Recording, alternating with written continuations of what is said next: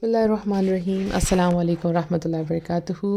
الحمدللہ آج ہمارا 14 روزہ کمپلیٹ ہو گیا ہے۔ الحمدللہ آج کا دن جو ہے وہ کس موٹیویشن کے لیے ہے؟ دعا کی موٹیویشن کے لیے۔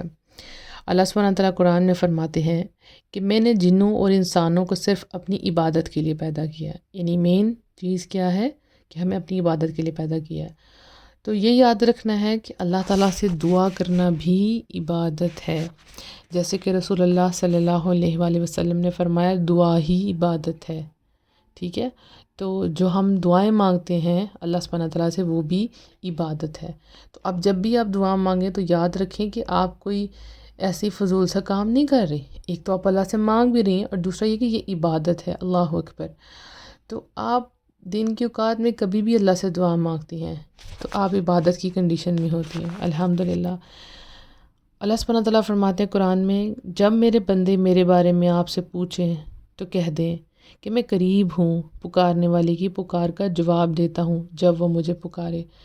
تو اللہ سبحانہ تعالیٰ چاہتے ہیں کہ آپ اللہ سے مانگیں، اور اللہ تعالیٰ آپ کو یقین دلا رہے ہیں کہ جب بھی آپ مجھ سے مانگیں گے میں آپ کی دعاؤں کا جواب دوں گا، جو بھی اللہ کو پکارے گا، اور وہ اللہ اس کے قریب ہی ہے۔ تو خوب دعائیں مانگے، یہ مہینہ دعاؤں کا مہینہ ہے، اور ایسا نہ ہو کہ یہ مہینہ چلے جائے، یہ گولڈن اپرچونٹی چلے جائے اور ہم نے اللہ سے کچھ بھی نہ مانگا ہو۔ اور اس کے علاوہ جو دعاؤں کی قبولیت کے اوقات ہیں وہ آپ کو تھوڑا سا بتا دیتی ہوں، ان میں دعائیں ضرور مانگیں۔ دیکھیں، اذان اور اقامت کے درمیان دعا قبول ہوتی ہیں۔ جب اذان ہوتی ہے اس کے بعد جماعت کھڑی ہونے سے پہلے تک، یعنی اقامت سے پہلے جو درمیان کا ٹائم ہے اس میں دعائیں قبول ہوتی ہیں۔ تہجد کے وقت دعا قبول ہوتی ہے، یعنی سحری کا جو وقت ہے، especially third part of the night, بالکل روزے سے بند ہونے سے تھوڑی دیر پہلے، فجر کی اذان سے تھوڑی دیر پہلے۔ اس کے بعد فرض نماز کے بعد دعا قبول ہوتی ہے، اور جمعے کے دن یعنی ایک گھڑی ہے جس میں دعا قبول ہوتی ہے، اور علماء کی تعداد رائے ہے کہ وہ عصر اور مغرب کے درمیان میں ایک گھڑی ہے۔ سجدے میں دعائیں قبول ہوتی ہیں، اور روزے کی حالت میں دعا قبول ہوتی ہے۔ شب قدر میں یعنی لیلۃ القدر میں دعائیں قبول ہوتی ہیں۔